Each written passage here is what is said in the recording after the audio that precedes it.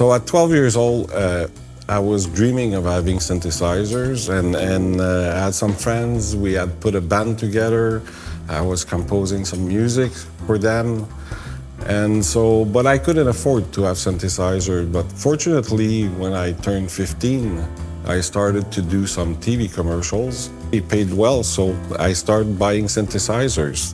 The year after, when I was 16, I started to offer my services as a programmer. So going from studio to studio. And at the same time, I was working as an assistant in one of the biggest studio. I was really fortunate. I was what we call a studio rat. And so I actually produced music until 1995.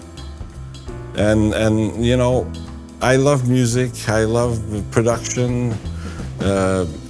Studio for me is probably the best place where I feel that I'm the most happy in life. So I went to film work, and in film work I've learned a great deal, again, about audio technique, and I was working as the audio advisor for the film work and touched the entire audio of a film. Until 1997, there's a huge game developer that came to Montreal, and they asked me to join their company to manage the audio department. I've been in music most of my life. In university, it was in music teaching. So in theory, I was supposed to become a music teacher. But at 23 years old, with my bachelor at hands, I didn't felt at the moment that I could really bring something to students and people, because there's not a lot of life experience at 23. And that's when Ubisoft arrived in Montreal, opening a studio. And that really kind of caught me and say, oh, this would be nice, because this is a way to do music in a capacity that I knew nothing about. And actually, almost nobody knew how to do games back in the days. And that's also where I met Martin Klein, that is our founder and CEO of Audiokinetic. So when I joined that major developer, I was really shocked to learn audio was like secondary in the gaming industry. 50. The importance was for me to make sure that the communicating value of audio was there. So I sat down with them and I said, give us a team, we'll start developing tools, because we need tools. But it's normal when it's a young industry that there's no supplier for tools. So everybody has to build their own tools. And in 2000, I've looked at that and I said, it's not the need only of a company, it's the need of an industry. And so that's why I decided to leave and found Audiokinetic. And I was even contemplating at the time, like dropping work, go back to university, learn how to become a programmer, because I wanted just this ability to be able to myself integrate stuff and be able to iterate and try elements. As a creator, my vision was really to give that power to sound designer, to allow them to have all the tools in a pipeline where they can actually build 90% of their design from pre-production to end. So what we did is actually I gathered a team of 7 people from the industry. They were from the film industry, the audio industry, and the gaming industry, and worked together over 2 years to define step by step, looking at the production pipeline, which tool would actually be efficient, not only to increase the efficiency in the process, but raise the quality of it, and a tool that would be fully based on the audio guidelines. After 2 years, we came up with the first version of the plan for Wwise. That was one good thing. but you know, you need to build a business on the other side too. So over these past 2 years, on my side, I was working on a business plan. I was working on a sector-based analysis, because at one point we had to finance that company. and probably in the worst time ever, because it was, if people remember, 2001 was the bubble burst of the techno, so nobody wanted to finance a technology company. But we were very, very strong on our plan, and so I actually reached out in 2002 to a fellow called Simon Ashby that actually was working in my team at Ubisoft. And I asked Simon to join and to start working with me on that plan to bring it to another level. And that's when Martin and I spent a lot of time during the evenings and during the weekends, either at his place or my place, working on Audiokinetic. So we had a solid plan, and that's actually where we started from. It was interesting because still today there's some stuff in that plan that hasn't been done, or for sure that there's some, the scope sometimes change. As for the first version, because in the first version there was actually some hardware. You want to see that plan? I'll show you.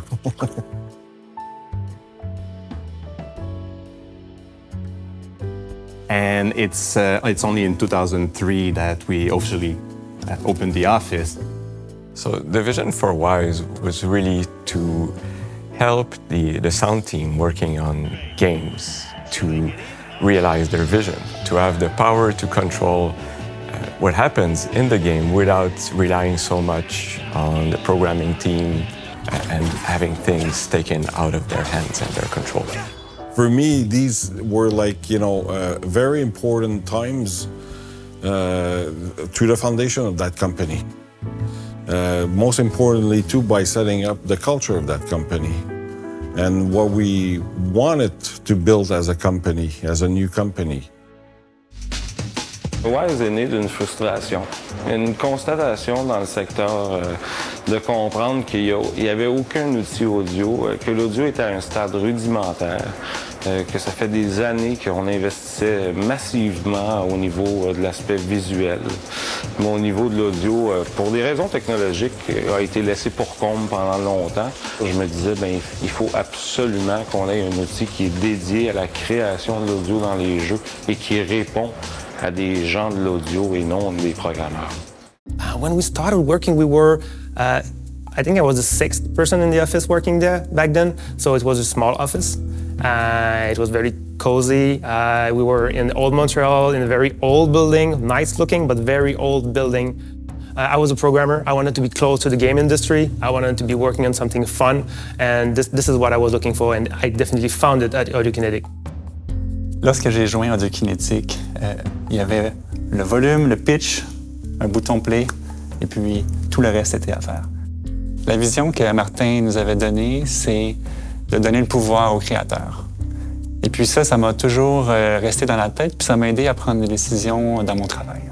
From 2004 on, the basic structure of Wwise and the product, the core, it's really still the same, and it hasn't shifted much. At the beginning, I remember when we started, we used to play games every day on lunchtime. J'ai réalisé assez vite, dans ma première semaine, midi sonne, c'est l'heure du lunch, tout le monde partait le jeu Day of Defeat, puis on allait jouer des jeux en LAN pendant toute l'heure du lunch. Donc j'ai embarqué avec eux. J'ai dit pourquoi pas, j'ai jamais joué à ce jeu-là, mais let's go. Puis deuxième journée de travail, je repars le jeu à l'heure du lunch et je me fais avoir de façon monumentale par un username que je connaissais pas quand j'étais sur le point d'avoir la victoire pour mon équipe, mais que je me suis fait sniper par un personnage que je ne connaissais pas encore, pour finalement apprendre que c'était le CEO, Martin Klein, qui veillait au grain pour nous empêcher de gagner.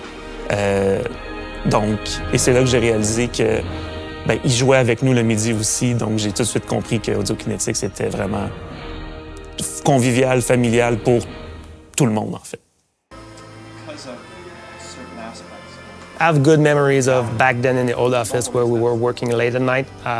We were younger and it was easier, and we had the opportunity to be playing together. So every night we were playing, first-person shooter games and spending a lot of very enjoyable time playing together. During the daytime, we were referring to us by our avatar name. You feel special when your name at work is your avatar. There was a funny coincidence about my name, which I was since I was a kid. So do you want to know what my avatar name was? So I was coming from a fairly large software development company. And what attracted me when we started discussing about the role at Audiokinetic was that it was to be working on a new piece of software, building it from the ground up, with a very small and focused development team. And essentially the whole company was designed to build that product. Donc j'ai commencé ici, en fait c'est Martin Dufour qui est venu me chercher. On avait travaillé ensemble pendant plusieurs années chez Softimage. Et puis quand il a quitté, peu de temps après, peut-être 1 an ou 2 après, il est venu me chercher pour venir travailler ici. Il m'a montré le produit, ce que ça faisait, et puis ça m'a intéressé. It was easier back then. Everything was faster. Iteration were in the day. So we were a small company. We were working in an open space. Every developer could talk to anyone, anytime. We were working long hours. We had an idea in the morning. It could be implemented in the product. That was the official product we were working on the day after. And because it was a small team, I got to contribute to a greater portion of the final product, as much the runtime as the Windows tool. That was pretty nice. So when you're in a small team, everybody has the chance to make an impact. So everybody has to do whatever it takes for the product and the company to be successful. So you have to wear many hats. You know everybody in the company, and there's this sense of purpose. Of course, we were smaller. We didn't support many platforms. We had no customer to support, so it was way easier to go through every step. So when I joined, the development of Wwise proper was about 6 months in, roughly. So there was some UI. Wwise, the authoring environment, was starting to exist, but there was no sound. You know, barely any documentation. We had some, but it was the beginning of the product. So everything was fast and very, very creative. The first year was, we were secluded from the world and actually working in our own bubble, building that system. Fortunately, we had two amazing game companies who we were able to work with, get their feedback, and slowly, but it was not like now today. The community feedback is so important. That's what drives us, and every day, and we take decision on what we're gonna build for them.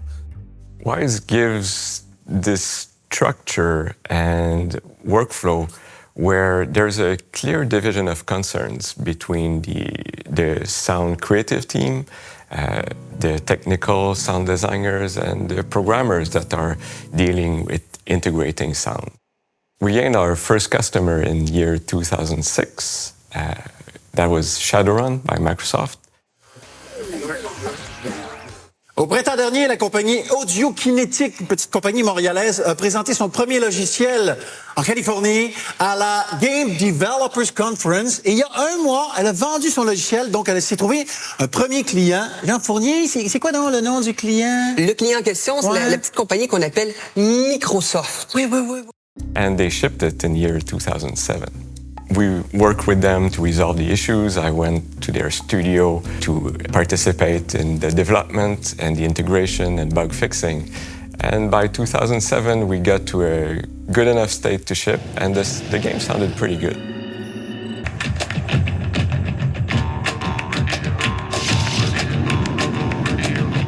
When Wwise came out, there were a number of tools that were approaching its level of quality and feature set, but very often those were platform-specific tools. And Wwise being cross-platform really made it something unique. Most of the games will try to target as many platforms as they can because That's how you reach the broadest audience. So having a tool that offers you consistent results and performance across results, that's super important. Even at that time, we had most of the core elements of Wwise were already in Wwise. So in terms of being able to design behaviors and routing your sound to buses and have control over your mix dynamically, in terms of being able to do prototypes and validating some artistic direction with the Soundcaster, for example, where you can play stuff without being connected to a game. We already have the ability to connect to a game and do live edits as you play the game. So all the core element of making Wwise easy to use and performant and having a good workflow were there. Something that was missing was the interactive music. That arrived a year later. I was interested, for example, back then in live performance, for example, and I could see the potential of Wwise as being used for live performance of electronic music, for example. And I started working on the interactive music feature. That got me very excited too. Le but principal, c'était comment est-ce qu'on pourrait donner un chef d'orchestre à tous les joueurs dans le monde. Un chef d'orchestre qui allait pouvoir regarder le joueur jouer, regarder ce qui se passe dans le jeu et puis conduire 50 musiciens pour que la musique suive le jeu. Peut-être aussi un chef d'orchestre qui allait pouvoir conduire un band rock ou un chef d'orchestre qui allait jouer le DJ, qui allait contrôler des appareils électroniques, la musique électronique. We added this module and tons of work, but there's tons of stuff that's been added to Wwise. We have 30-something versions since the first one. So those years, 2006, 7, 8, were years of a big shift in the game industry. And it so happened that the first few studios to adopt Wwise and use it in production and ship titles, those ended up being their last titles before they shut down. It was a time of consolidation and acquisition, and as the game production budgets were exploding, there's this whole tier of titles that simply disappeared. With the emerging dominance of AAA titles with massive production budgets, all those mid-tier studios just couldn't find an audience anymore. So the result of that is that we didn't get any recurring business from the first few adopters. So we had to build the user base of Wwise over a much longer period of time. So, when you play with fire, you burn yourself. And so I did. And unfortunately, in 2007, I had to leave the company for a while. Quite a while, 4 years. And very frustrating, but, it was over and above. So during that time, the only thing you can actually do is taking care of yourself. You cannot focus on other things. Or the worst challenge that we went through at Audiokinetic, at least me as an employee, was when there was a downsizing of the company. At some point, half of the people left, and we were about 9 or 10 people, almost exclusively developers, but no more QA, no more technical writers. Yeah, that was intense. I think we survived at that point. We held the software with our hands like that, and I think it's just because we were motivated and we believed in that. And we stuck around, and that's the interesting thing. Everybody who worked there at that time, almost everybody, are still here today. So they're the old-timers. But it comes at times that, you start to feel back, and you start to feel that you're charged again. And I got a call from investors of Audiokinetic who told me that it was not going well at all at Audiokinetic. So, I brought so many people in my own dream, in my own vision, that I couldn't stay there and just let it pass. after we downsized, Martin Klein came back because he had been away for a couple of years. And he gave us hope, I think, and I started building the company. And so the people were there. I said, I know a lot of people wants to leave the company, but I said, please give me 6 months. That's all I'm asking. After that, if you don't believe it, you can go on your own way. But I think that, if you give me 6 months, I can put back things together. And fortunately, everybody stayed. I think that Martin gave us hope because he obviously believed in the company. It was his baby, and it was apparent. And he just, I guess, he transmitted that love to us, or like that confidence that things would go well. And yeah, we took it from there.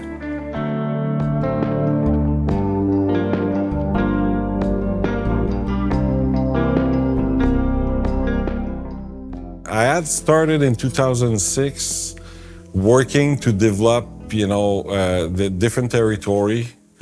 Japan is an important one because Japan is one of the birthplace of the video game. So in 2011, when I came back, the first thing that I did is actually I flew to Japan. And I went back every month for 3 years. I'm big in Japan tonight, big in Japan, big time, big in Japan. Oh, the eastern sea's so blue. Big in Japan, all right, in Japan, be by your side. I became CTO in year 2011, 2012, well, within a year of Martin coming back to Audiokinetic. And it so happened that one day, when I received my new set of business cards, there was this new title. We were going on an important business trip to Japan, going there to reconnect with our users after a couple of years of absence. And Martin felt that I needed the title. And decided in 2012 to open a subsidiary in Japan. Japan is where much of this got started. That's where the Nintendo, Sony, Konami, all those established players in the games industry are headquartered. So we really want to be as close to them as we are to the American companies. SNK and Konami were among the first companies to adopt Wwise. We were supporting them from the Montreal office, going through time zone, language difference, and we really felt the need to be there, present, to be able to give them the level of support that they were expecting from us. We were building a huge expertise in interactive audio, so it was probably for us time to invest ourselves into education. So we decided to build an education program started in 2014, and that's something that is very close to my heart in the company. We're still halfway of the plan. We have a lot of vision how we're gonna build our educational plan over the years, but I'm really, really happy that we were able to put that in place. Je viens du milieu universitaire, donc j'ai fait beaucoup de recherches et d'enseignement avant d'arriver chez Audiokinetic. On travaille dans une industrie dans laquelle il y a beaucoup de défis, qui est en pleine mutation, qui change extrêmement vite et qui se diversifie beaucoup. Donc je suis extrêmement fière et contente que Audiokinetic investisse dans la formation non seulement de ses employés, mais de la communauté. Et puis pour faire écho à mes propres processus d'apprentissage, ça me fait plaisir aussi de partager ces connaissances-là et d'aider la communauté à s'adapter à tous ces changements et à relever ces défis-là. Wwise is a complex piece of software.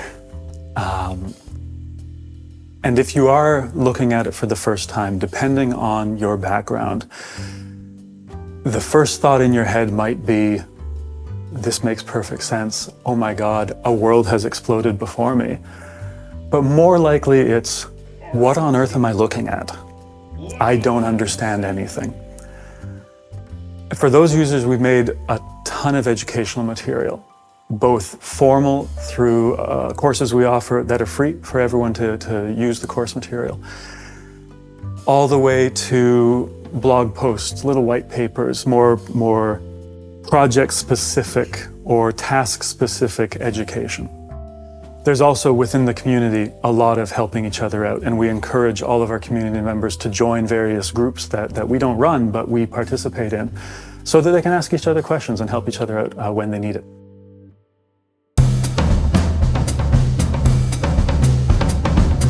Fortunately, games has been at the forefront of interactive audio production, and that's something where you see the need for the same kinds of needs in other industries, in location-based entertainment, automotive. The interactive sound designs are becoming more sophisticated and reaching levels of sophistications that we initially saw in games. Over the years, my role at Audiokinetic evolved. In the first years, it was more about building the foundations for the runtime, the effects, processing, reverberation algorithms, and things like that. Then my role evolved into creating new product for the Soundseed family, embracing procedural audio notably. And my role as it is now is more of a system architect for automotive, adapting the technology to the automotive market requirements. Around 2013, we were back and established a standard in the industry with Wwise. I'd built a good community, so for sure that game is our primary market. It will always be our love. We'll stay there, but at the same time, our vision was bigger than that. For us, it was like, wherever there's interactivity, there's a need for Wwise.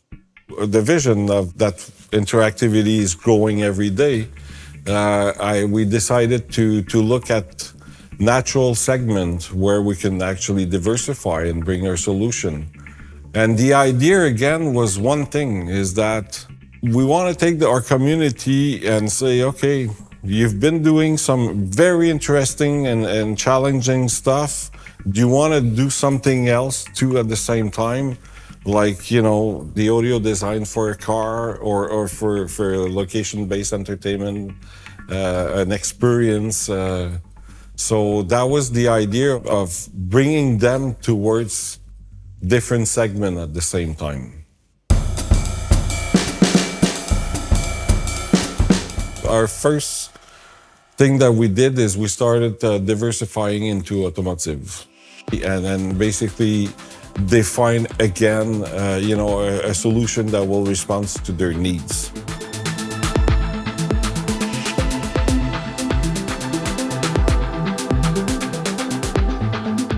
In the automotive world, this means that the car manufacturers are empowered to design the audio experience independently, and that's sometimes even more important because the runtime integration is done externally by suppliers, so that's a much more efficient way to proceed for the automotive industry. The vision for automotive today is to completely decouple the engineering from the design standpoint. We want car manufacturers to be able to design systems where users don't feel that the different parts, subsystems in the car are provided from different suppliers. Whether we're talking about safety-related system, infotainment systems, those should all feel as a holistic and unified audio design approach, and that's what we want to empower.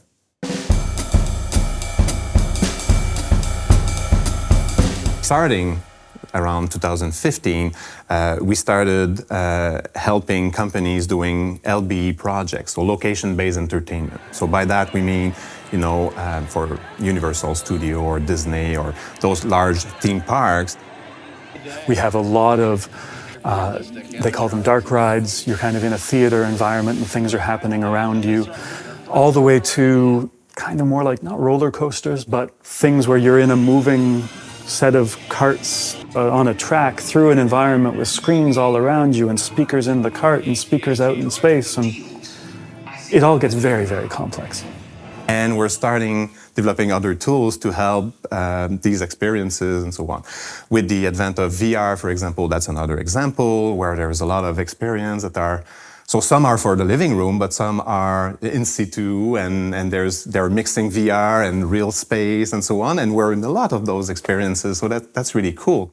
But we have had teams come to us asking, can I use Wwise for my play? It's like, for your play? Interesting.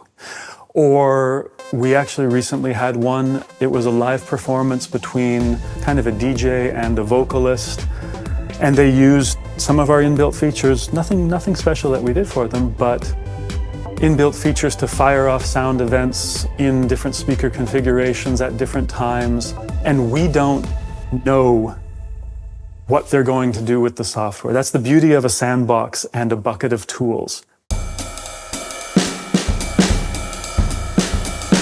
After Japan, one thing that was really, really important for me, the development of the gaming in Asia, was China.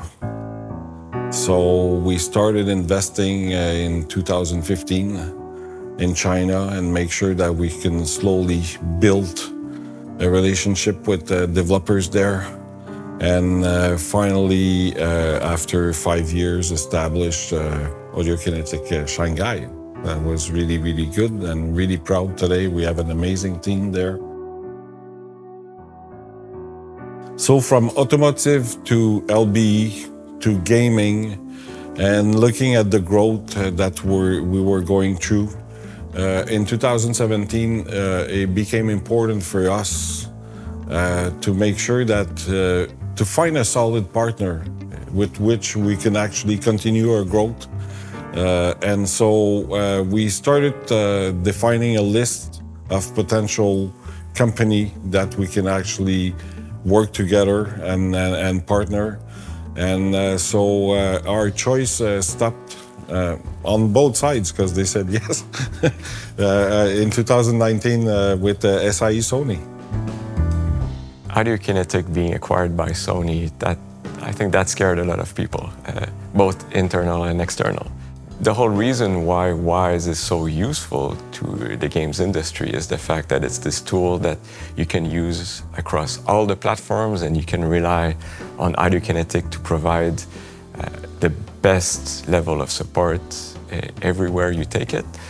So the fact that a platform vendor acquires Audiokinetic, it scared people that maybe this would change.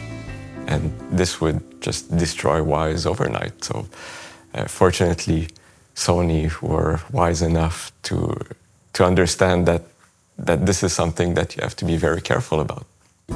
Acquisition comes with condition. It was important to stay neutral because we are working with different manufacturers, platform manufacturers, even with a lot of different partners in our ecosystem. So we needed to keep that neutrality and being independent at the same time. Since the commercialization of Wwise in 2006, we've covered Europe, mainly from North America. I think that, and interestingly, it's a growing market in Europe, in a lot of different countries. And for us to get closer and closer again to our partners, customers, users in the industry, so we decided to open a new subsidiary based in Hilversum, Netherlands. So really happy about Audiokinetic BV. So working in the video game industry, I worked with different teams. I worked in user interface, and then at some point I also started working with an audio team and cutscenes and cinematics. Working with the audio team is actually when I started to hear about the Wwise software. And for some reason, I thought it was made out of LA or California. I had no idea it was made in Quebec. And later on in my journey, someone from my video game time contacted me and said, hey, I know these guys, they're looking for someone. And he said, it's Audiokinetic. I'm like, Audiokinetic? Yeah, the guys who do Wwise. Really? Wwise is made in Montreal? Awesome. Looking back today, I have to admit that I was and I'm still very privileged to have the people who has joined Audiokinetic. For me, building that culture was something that is really important, as that the art of that company is the people. I wanted people that are responsible, people that has so much knowledge from different areas that we can actually put together, and not on a competitive way, but on a collaborative way, and that we can actually build that dream that we have, always for the same purpose as, helping creators going a step further.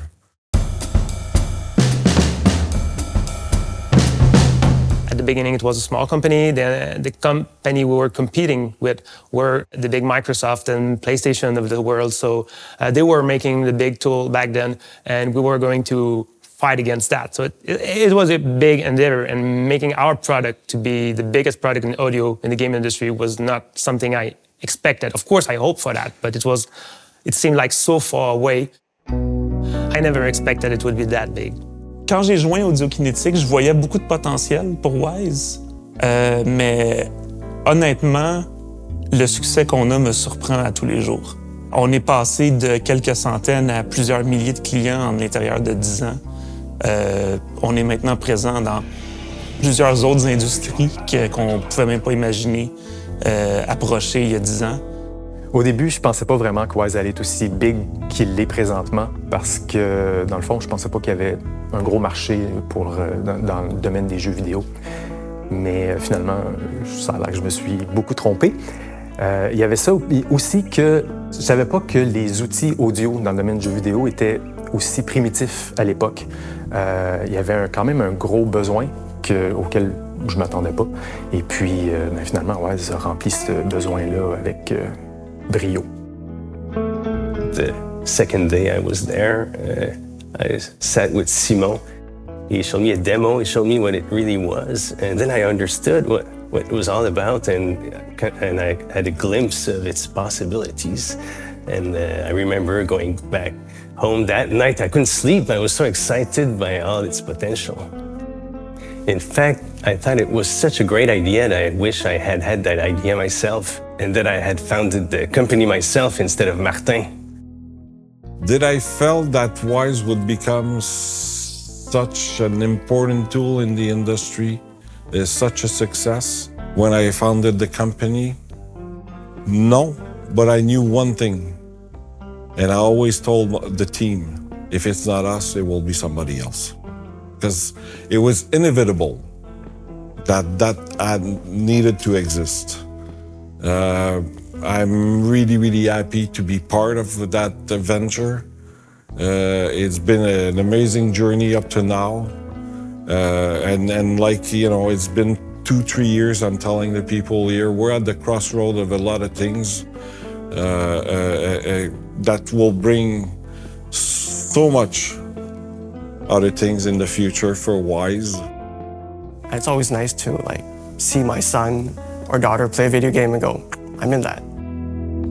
I think the future is to become even greater. Anything audio related, anything data driven, because the sound engine is not a sound engine anymore, it's a data processing engine. We made it flexible so it could be something else, something greater. So we're open to ideas. Robotics is a market we just started to explore, and it's very interesting because interactive sound can really give a personality and bring emotion into the equation and basically change the way we interact as humans with service robots. So this is a very interesting application that we're exploring. Here at Audiokinetic, we're not going to build tools that will automate the work of sound designers. I think we will build tools that will help them, that will keep them at the center and help them express their creativity and allow them to innovate and stay original. When I joined Audiokinetic, I had in the back of my mind that I was joining the startup that would probably fail and go back to my previous job after a couple of years. But things didn't quite turn out that way. And I mean, the thing just kept growing and growing.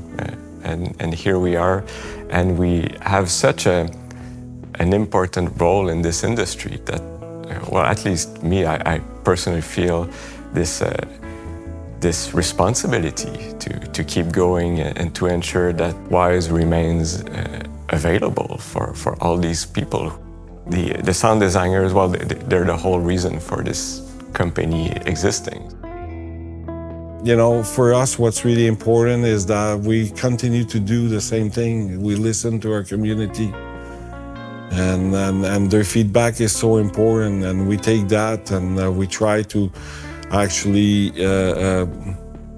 forge the next feature, the next tools that they need to bring them further in their creation. I would like to take that opportunity to thank you, the community. Thank you all for your amazing support and your loyalty over these years. This has been amazing. Thank you.